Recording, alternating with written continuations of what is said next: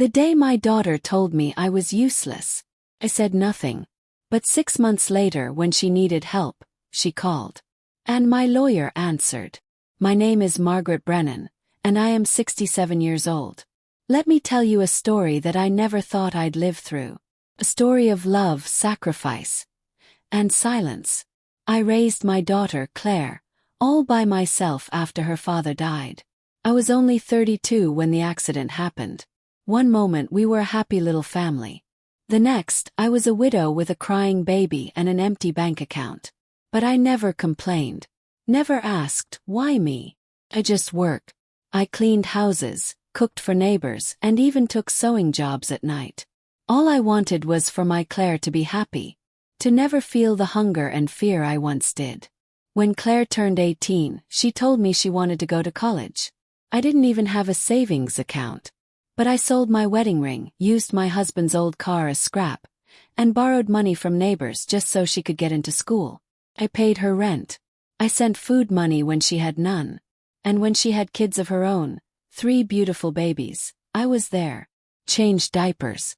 I cooked her family meals. I walked the children to school when she had early shifts. I was the extra hand she always needed. I didn't ask for anything in return. Just her love. But everything changed the day Claire married Daniel. He came from money. His parents owned a real estate business. Suddenly, Claire started using big words like boundaries and independence. She hired a maid. She stopped asking for my help. At first I thought it was good. Maybe she was finally comfortable. But soon it felt like I was in the way. One day, I overheard her tell her friend on the phone, "Ugh, my mom always acts like we owe her something. I didn't ask to be born poor." That night I cried in the guest room. But I said nothing. Then my knee gave out. Doctor said I needed minor surgery. I couldn't walk without help. So I asked Claire, "Sweetheart, can I stay here for a few weeks while I heal? I'll be quiet. I'll even pay for groceries." She looked at me like I was a pest. "Mom," she sighed, folding her arms, "you're too old to help anymore. I have 3 kids, not 4. She saw me as another child. Burden. Not the woman who carried her through every storm. I didn't argue. I didn't cry. She booked me a cab to a small retirement home 2 towns away. Told the kids to say goodbye to Grandma. They looked confused. The youngest one, Lily, held my hand and said, "Can you come back next week?" I kissed her forehead. "I'll see you in your dreams," I said. When the cab arrived, I looked back one last time. Claire was on her phone. Didn't even wave. As we drove away, something in me cracked. Like a tree breaking in the wind. I thought of all the nights I stayed awake to keep her warm. All the dreams I gave up just so she could chase hers. All the food I never ate so she could eat. All the times I smiled through tears. And now, I was just another burden. At the retirement home, the walls were gray. The hallways smelled like bleach and boiled cabbage. The other women sat in chairs all day, staring at TV shows they didn't care about. I had one small room, one window, and a drawer full of pain pills. But every morning I made my bed, brushed my hair, wrote in my little blue journal. 1 line a day. Today I survived. I still called Claire once a week. She rarely picked up. One time she answered and said, "Mom, I'm too busy. Just rest and let us live." Rest. As if I were already dead. I stopped calling after that.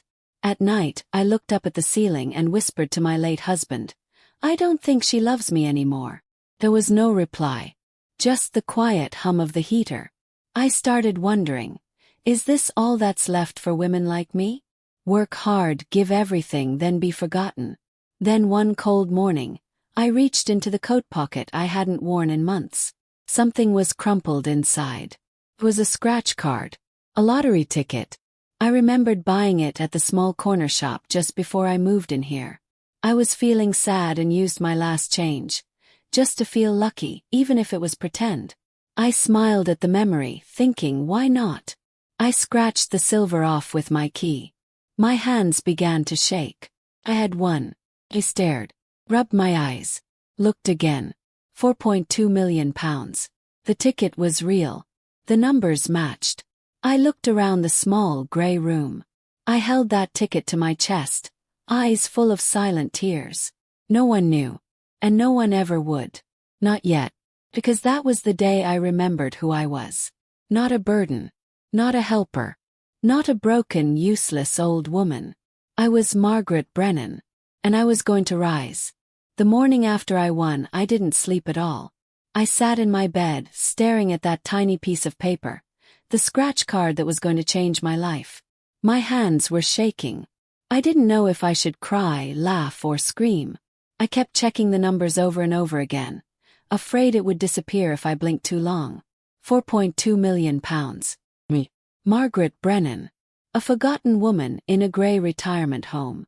No one knocked on my door. No one knew. And I didn't tell a single soul. That very morning I got dressed. Neatly like always. I took a slow walk to the corner of the hallway and used the shared phone. I dialed a lawyer's office I found years ago in a newspaper. I had kept the ad inside my journal, for no reason I could ever explain until now. "Good morning," I said, holding my breath. "I have just come into some money." Quietly. I met the lawyer the next day at a small cafe down the road. His name was Mr. Harris, and he looked like someone who didn't ask too many questions. That's exactly what I needed. I handed him the ticket. He ran a check. "It's real," he whispered. "And valid." He nodded. "I want everything done quietly. No family. No announcements." He nodded too. "We'll move the funds safely. I'll handle everything." And he did. I sold the last bit of land my husband left me. Signed the papers. Cashed out what little savings I had. I gave Mr. Harris a new name to set up the bank accounts. Maggie Rose. Fresh start. Then I packed my things. Just one suitcase. I walked out of that retirement home one rainy Thursday, gave my coat to a woman at the gate, and never looked back.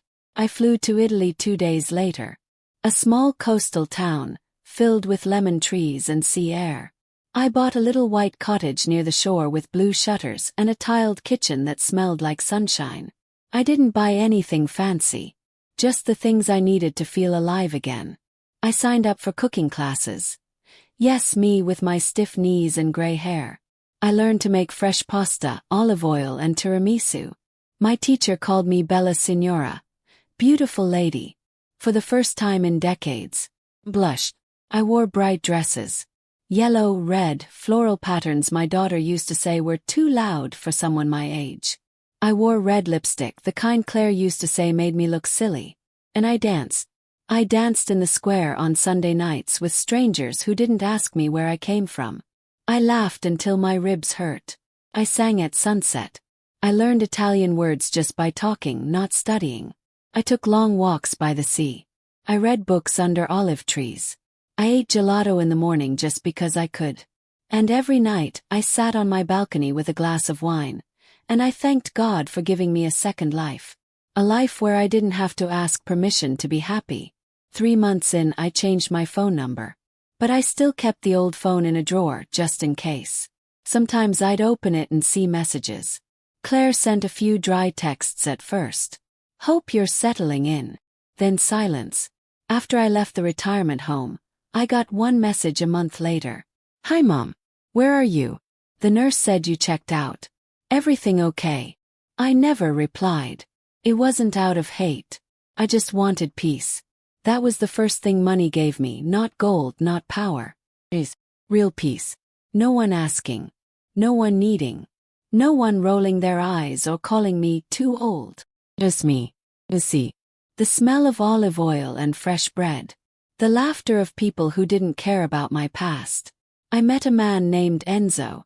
He was a retired painter. He lived 3 cottages down, had big hands and a quiet laugh. He offered to teach me how to paint landscapes. Said yes. We painted the sea, the trees, and sometimes I painted my memories. I painted Claire as a baby, sitting in my lap. I painted my husband holding her up high. Enzo asked who they were.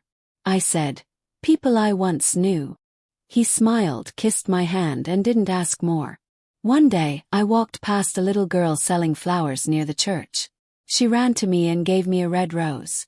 "Your smile," she said in broken English, "is like my grandma's." That night I wept, not because I was sad, but because I was finally healing. I wrote a letter to myself. "Dear Margaret, you were never too old. You were never useless.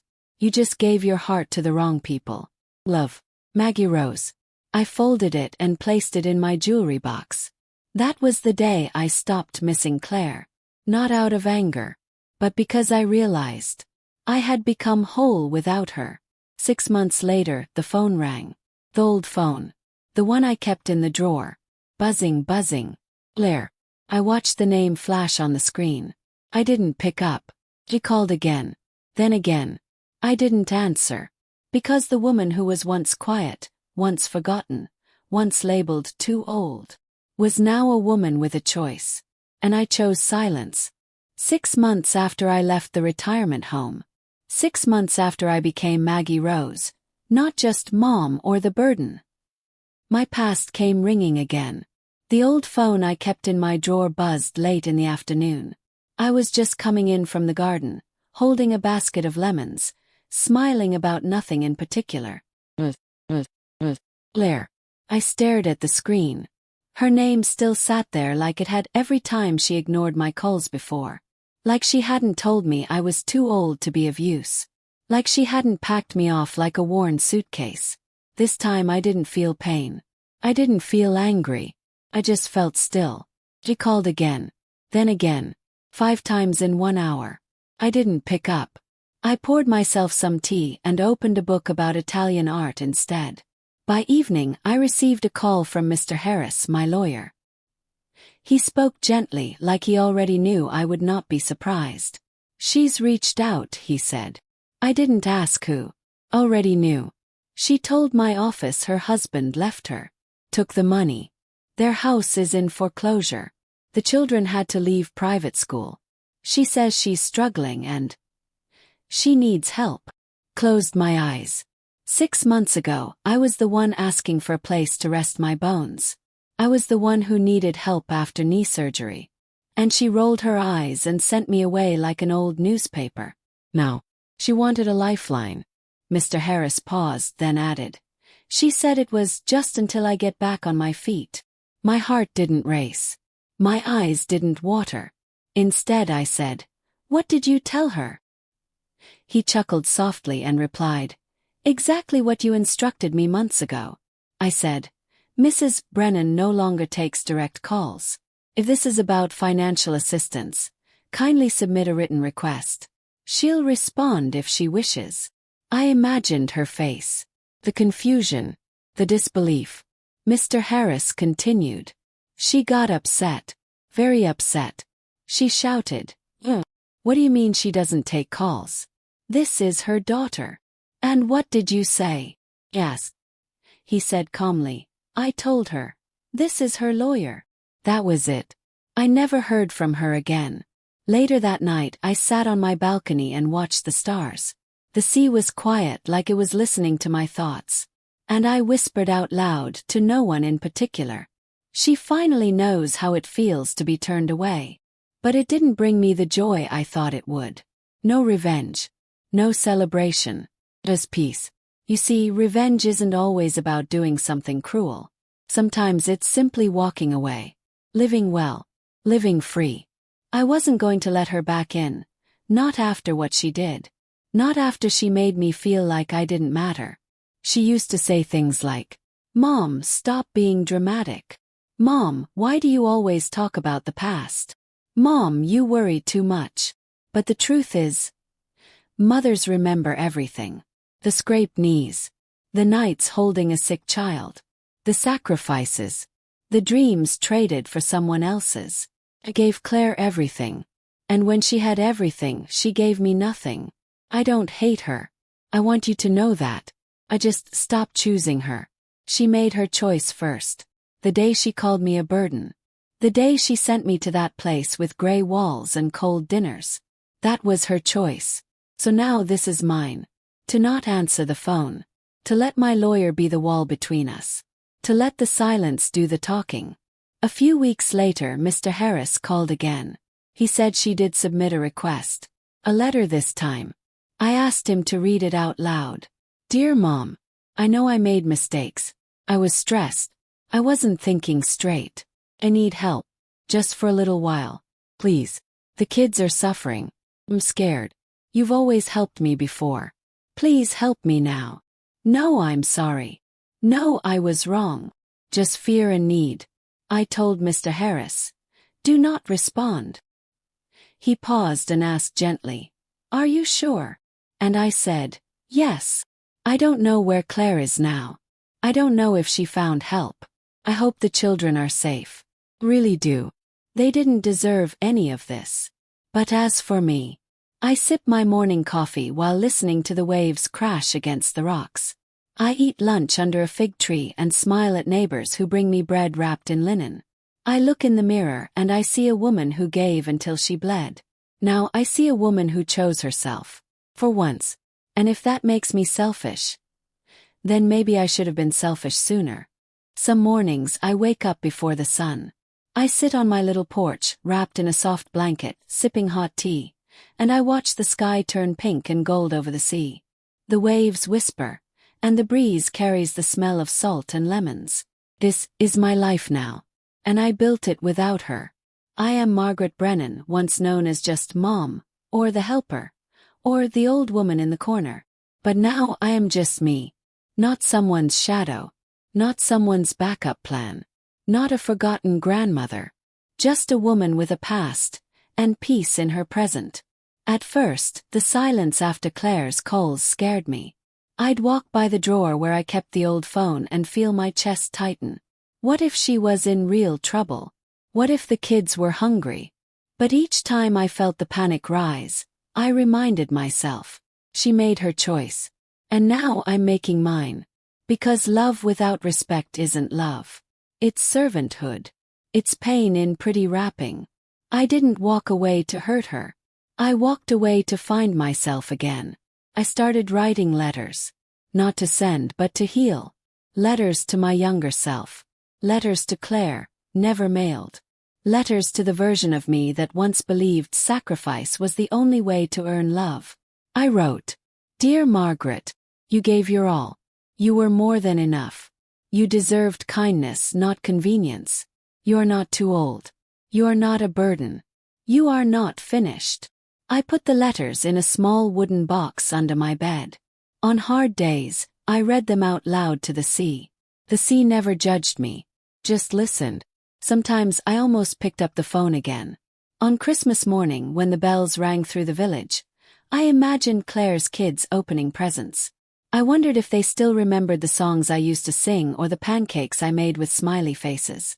I reached for the drawer. My fingers touched the phone. Then I remembered that last call. The one she never made herself. The one she left for my lawyer to handle. The way she only reached out because she had lost everything. Not because she missed me. Not because she was sorry. Because she needed money. And I let go of the phone. Instead, I baked cookies for my neighbor's little girl, Lena, who had drawn me a picture of a dancing flower.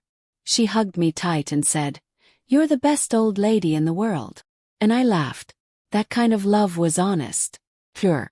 I took up painting again with Enzo. One afternoon, we sat by the water and painted a boat sailing into the horizon.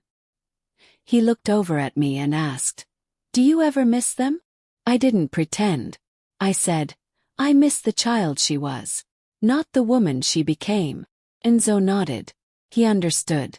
We all have people we carry in our hearts, but sometimes we must put them down to rest so we can walk forward.